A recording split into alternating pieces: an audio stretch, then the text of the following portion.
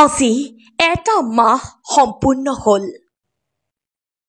আমাৰ প্ৰিয় কণ্ঠশিল্পী জুবিন গাৰ্গ আমাৰ মাজত নোহোৱা প্ৰিয় কণ্ঠশিল্পী গৰাকী নথকাত বুকু ভৰা বেদনালৈ এমাহ পাৰ কৰিলে কোটি কোটি অনুৰাগীয়ে আজিও যেন একেই পৰিৱেশ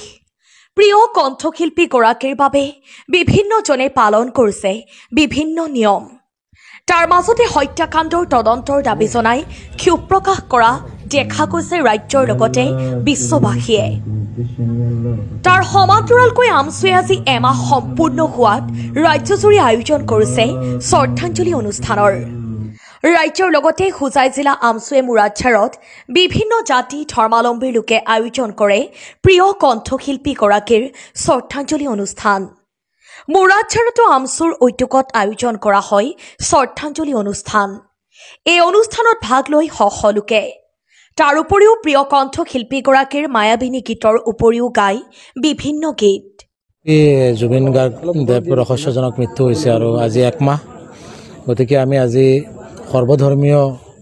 প্ৰাৰ্থনা আৰু শ্ৰদ্ধাঞ্জলি অনুষ্ঠানৰ আয়োজন কৰিছোঁ আমি বিভিন্ন ধৰ্মাৱলম্বীৰ ধৰ্মগুৰুসকলক আনিছোঁ প্ৰাৰ্থনা জনাইছোঁ তেখেত য'তেই থাকে শান্তিত থাকক তেখেতে এটা কথা শিকাই গৈছিল যে মোৰ কোনো জাতি নাই মোৰ কোনো ধৰ্ম নাই বিভিন্ন জাতি জনগোষ্ঠীৰ মাজত যি মিলন একতা সেই একতাৰ বাৰ্তা দি গৈছিলে গতিকে আমি সেই বাৰ্তা জীয়াই ৰাখিব লাগিব সেই উদ্দেশ্যে আজি আমি সৰ্বধৰ্মীয় প্ৰাৰ্থনা সভা আয়োজন কৰিছোঁ শ্ৰদ্ধাঞ্জলি জনাইছোঁ আৰু আমি সমান্তৰালভাৱে আজিৰ এই অনুষ্ঠানৰ জৰিয়তে আমি দাবী জনাইছোঁ অতি শীঘ্ৰে এই ৰহস্যজনক মৃত্যু যি হত্যাৰ অভিযোগ উঠিছে এই হত্যাৰ লগত জড়িত থকা যিসকলেই আছে সকলোকে অতি কম সময়ৰ ভিতৰতে শাস্তিমূলক ব্যৱস্থা কৰিব লাগে আমি তাকেই কামনা কৰিছোঁ আৰু আমি জুবিনদা যিটো বিচাৰিছিল আমি সেইমতে আমি অসমখনক শান্তিৰ মাজেৰে বিভিন্ন জাতি জনগোষ্ঠীৰ মাজেৰে যাতে আমি জীয়াই ৰাখি আগুৱাই যাব পাৰোঁ আমছুৱে সেই প্ৰতিশ্ৰুতিৰে আমি আগবাঢ়ি যাবলৈ আমি আজি অনুষ্ঠানটো আয়োজন কৰিছোঁ আজি শতিকাৰ মহানায়ক জুবিন গাৰ্গ ডাঙৰীয়াৰ মৃত্যুৰ প্ৰায় 30 দিন সম্পূৰ্ণ হ'ল আৰু সেই সম্পৰ্কে আমছু হুজাই জিলা সমিতিয়ে মুৰাদঝাৰত সৰ্বধৰ্মীয় প্ৰাৰ্থনা সভা আৰু জুবিন গাৰ্গ ডাঙৰীয়াৰ শ্ৰদ্ধাঞ্জলি অনুষ্ঠান অনুষ্ঠিত কৰিছিলোঁ আৰু এই অনুষ্ঠানত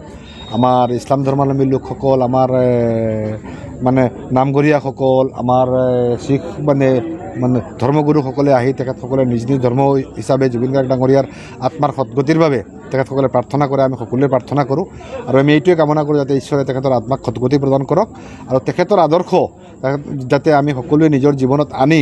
এক মানে বৰ অসম গঢ়াৰ মানে সংকল্প গ্ৰহণ কৰোঁ আৰু সেইমতে আমি আগবাঢ়ি যাব লাগিব যদি জুবিন দাক আৱেগৰে নহয় তেখেতক মানে বাস্তৱতেৰে তেখেতৰ মানে নীতি আদৰ্শক আমি জীয়াই ৰাখি এখন বৰ অসম মানে গঢ়াৰ সংকল্প গ্ৰহণ কৰোঁ আজি নিউজ ডেস্ক ৰিপৰ্ট টাইমছ দবকা।